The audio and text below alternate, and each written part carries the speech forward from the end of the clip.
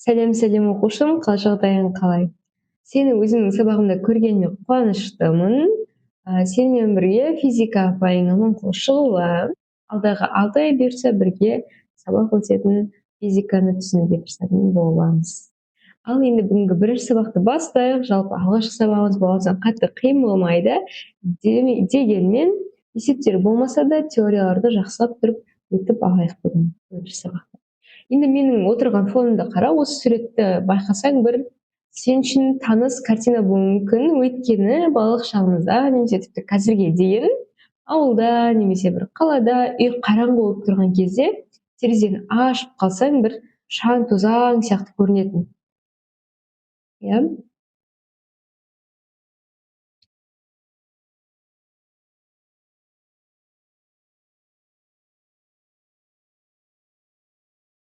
Жалпы бұл шаң тозаңдар бізде бір құбылысты білдіреді. Ал оның не құбылыс екенін алдағы уақытта айта жатармыз бір-екі кейін. Жай ғана бүгінгі сабағымыз осы шаң тозаңдарға байланысты екенін, жалпы ол немен қарым-қатынас? Әрине молекулалар мен атомдармен.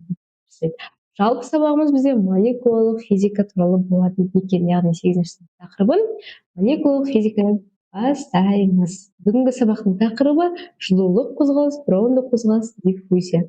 Екеуі сен үшін жаңа сөз болуы мүмкін, яғни жылулық қозғалыс дегеніміз не, броундық қозғалыс дегеніміз не. Ал диффузияны сен 7-ші сыныптан бері білесің деген үміттемін. Бастайық. Жалпы барлығымыз 7-ші сыныптың базасын білеміз, иә? Молекулалар бар, атомдар бар, олар бүкіл әлемді құрайды, барлығымыз біздің молекулалар мен атомдардан тұратынбыз. Егер олар болмаса, бүкіл әлем болмайтын. Тіпті жердің өзі бүкіл зат осы ең кішкентай бөліктерден тұрады екен. Енді бірнеше ғалымдар бірталай жылдар бойы осы атомдар мен молекулалардың белгілі бір өлшемін, белгілі бір қозғалысын нақты ретпен осындай, жылдамдығы осындай деп доказать еткісі келді, тапқысы келді. Бірақ молекулалар өте кішкентай болып шықты. Оны өйтіп есептеу үшін, яғни біз мысалы сантиметрмен өлшесек, мынау қыстырғыш менде 12 сантиметр деп мен айтасам, молекула туралы мүлдем өйтіп айта алмайды екенмін. Неге? Өйткені 1 метр куб, яғни 1 метр куб. Осындай куб бар ғой біздің кәдімгі. Ойлап көріңдер. Иә? Мына жері 1 метр, мына жері 1 метр, еще мына жері 1 метр. 1 метр куб ауада 2.4 көбейтілген, оның 25 дәрежесіндегі молекула. Оның 25 дәрежесі ол бізде даже триллион емес, миллиард емес, ол өте бір үлкен сан. Демек, біз оны мүлдем санауға қолымыз жетпейді деп айтсақ болады. Енді осы молекулалар мен атомдардың қозғалысын зерттеп келіп, ғалымдар айтты. Молекулалар мен атомдардың ретсіз қозғалысы, яғни олар әрқашан ретсіз қозғалады, жылулық қозғалыс деп аталады деген екен. Яғни бізге айтса, молекулалар мен атомдардың қозғалысы жалпы не ол десе, сен жай ғана ол жылулық қозғалыс деп айта салады екенсің. Енді барлығымыз білеміз, біз 7-ші сыныпта айттық, егер температура өсетін болса, жылдамдық көбейеді дедік, иә? Егер комната прям ыстық болса, молекулалар тез айналып, андай бір ыстық ауа бізге сезіледі, иә? Духи шашып жіберсек, ол духи тез таралып кетеді. Өйткені ауаның молекулалары ыстық температура тез қозғалып кетеді. Ал енді оның келесі обратный сторонасы бар. Егер температура төмен болса, ол -5 градус болсын, ол -10 градус Цельсий болсын, молекулалар қозғалысын тоқтатпайды. Жылулық қозғалыс теріс температура кезінде тоқтамайды дейді. Яғни, температура жоғары болған кезде молекулалар тез қозғалғанмен, температура төмен болған кезде жай ғана азырақ қозғалады, бірақ еш уақытта тоқтамайды. Мына жерде біздің ғалымдар жасаған эксперименттер көрсетілген, яғни олар молекуланың қозғалысын кәдімгі механикалық қозғалыс сияқты зерттегісі келді. Бірінші олар жай ғана шайбаны алды да, әрі-бері қозғалтты. Яғни, жоғарыға тастады, оны бүйтіп қозғалтты, әрбірін әйтеуір өйстіп қозғалтып, оның соңында орташа жылдамдығын таба алатын еді. Олар тапты. Бірақ енді молекуланың қозғалысын сызбаға салсаң мындай бір деген шықты. Бұны санап отыру енді мүмкін емес, орташа жылдамдығын таба да алмады. Сонымен Осы жерден, осы эксперименттерден көрінген молекулалар әрине үздіксіз қозғалады, бірақ олардың қозғалысын табу өте қиын екен. Осы эксперименттер жалпы барысында бізде бір ғалым байқайды. Осы ауадағы шаң-тозаңдар немесе гүлдегі шаң-тозаңдар тоже қозғалыста тұрады. Сендер терезені ашып қалсаңдар байқайсыңдар ғой, шаңдар бүйтіп қозғалады. Әрине оны қолмен ұстай алмайсың, көрінбейді де саған. Ол жарық болған соң ғана көрініп тұр, бірақ қатты қозғалып жатады. Сол жерде ғалымдардың байқағаны, белгілі бір денедегі ұсақ бөлшектер қозғалысы үлкендеріне қарағанда жылдамдырған. Яғни біздегі ауаның молекуласы бар ғой, кәдімгі көзге көрінбейтін. Олар мына шаң-тозаңдарға қарағанда жайырақ қозғалады.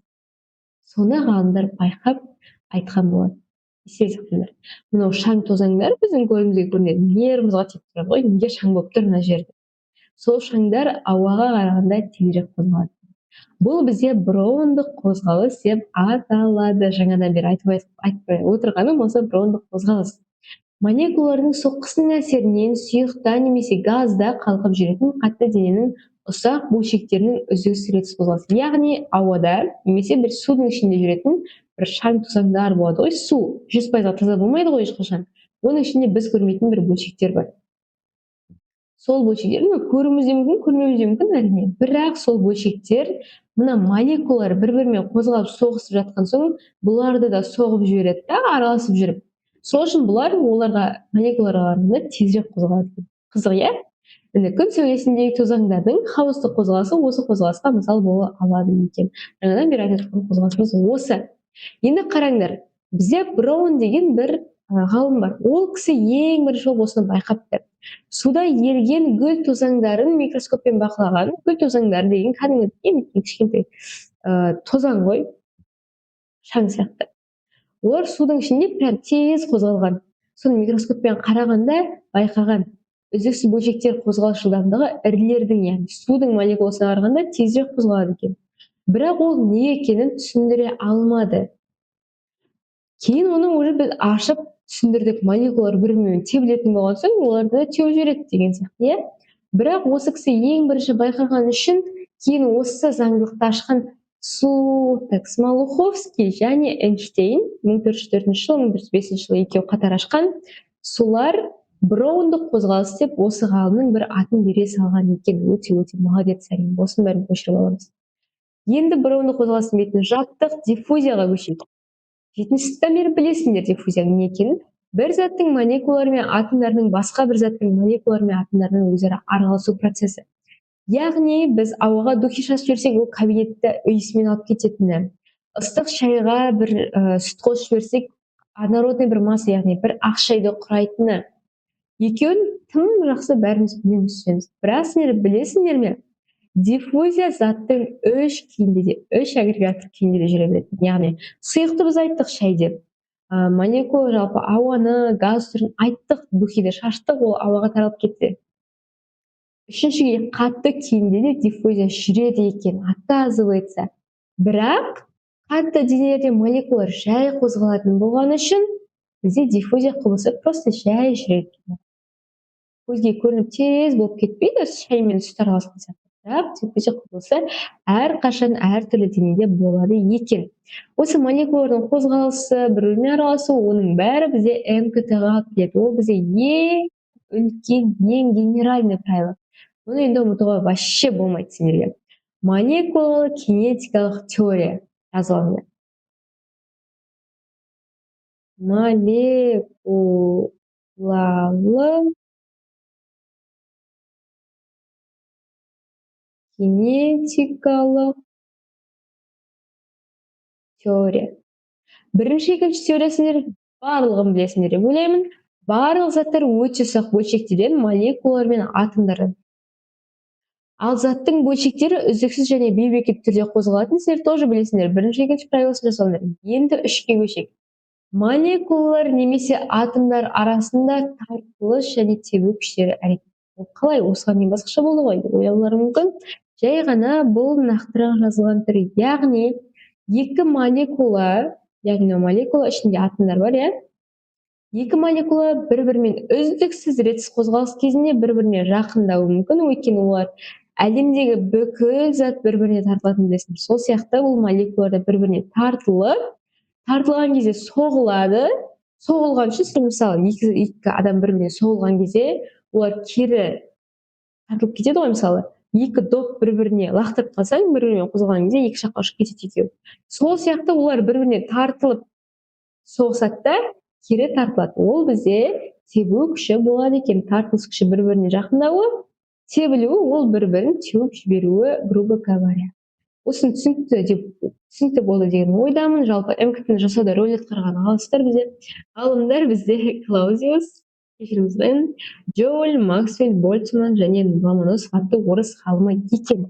Бұдан сендерде Джоуль ғалым, ағылшын физигі таныс деп ойлаймын, өйткені біз Джоуль деп көбінесе энергияны айтады екенбіз.